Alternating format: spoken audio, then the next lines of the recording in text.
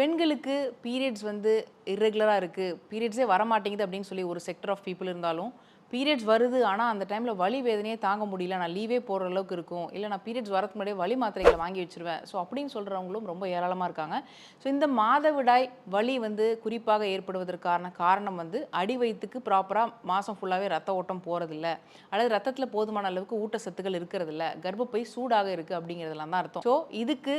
Periods டைமில் இருக்கக்கூடிய பெயினுக்கு வந்து பார்த்திங்கன்னா, நீங்கள் வெந்தயம் வந்து ஊற வச்சுட்டு அந்த தண்ணியோடு சேர்த்து அந்த வெந்தயத்தும் சேர்த்து விழுங்கும்போது உங்களுக்கு நேச்சுரல் ஈஸ்ட்ரோஜன் இருக்கிறதுனாலையும் சரி, அது வந்து இயற்கையாகவே கர்ப்பப்பையோடைய சூட்டை தணிக்கிறது மூலமாகவும் உங்களுக்கு வந்து வலி வந்து இமீடியட்டாக குறையும்.